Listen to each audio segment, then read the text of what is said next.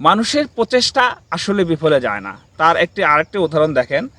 এইদিকে এই যে ছোট্ট একটা জমিতে সিমের গাছ করছে, এত পরিমাণ সিম ধরে আছে, আপনি থোকায় থোকায় দেখেন সিম ধরে আছে, থোকায় থোকায়, এই যে থোকায় থোকায় সিম ধরে আছে।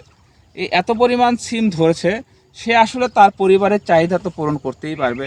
সে, আমার মনে হয় এইটুকু জমি হলেও সে মূল উদ্দেশ্য ছিল বাণিজ্যিক চাষাবাদ করা। সে যেটা করছে সেটা হচ্ছে সে নিজে তো সিম খাবেই, এবং এই সিমটা সে বাজারে বিক্রি করবে, বিক্রি করে সংসারের জন্য কিছু ইনকাম করবে। আরেকটু পাশে যদি আমরা খেয়াল করি, দেখেন এখানে একটা ছোট্ট জমি। এই ছোট্ট জমিতে এই যে কৃষক লাগাইছে হচ্ছে ঢেঁড়স, লাগাইছে হচ্ছে বেগুন, লাল শাক, এর মধ্যে হচ্ছে ধনিয়া ছিল, এবং রসুন লাগাইছে। রসুনের সাথে দিয়েছে ঘাস।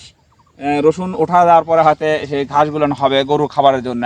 আর একটু সামনে যদি আমরা এগিয়ে যাই, সামনে এগিয়ে গেলে আমরা দেখতে পারবো হচ্ছে এই রসুনই, সে হয়তো এখানে অন্য কিছু করেছিল ওই রসুনটা করার আগে।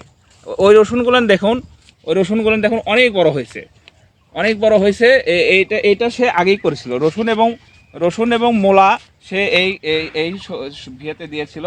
মূলা সে তুলে খেয়েছে, খাওয়ার পরে এখন রসুনগুলো পরিপক্ক মোটামুটি হয়ে গেছে। আর তার আগে মনে হয় এদিকে অন্য কিছু করেছিল, সেগুলো তারা তুলে ফেলে দেওয়ার পরে আবার বাড়ির প্রয়োজনেই রসুনগুলো করেছে।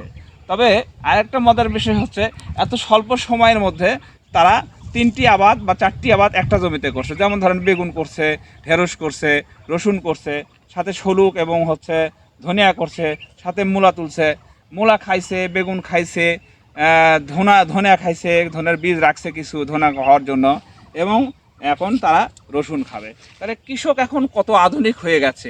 এখনকার কৃষক আসলে একটা ফসল করে না, একটা ফসলের পাশাপাশি প্রায় 3টা ফসল করে। তারা 3টা ফসল করে এ কারণেই মানুষের জমি কম, মানুষের উদ্ভাবনী ক্ষমতা বেড়েছে।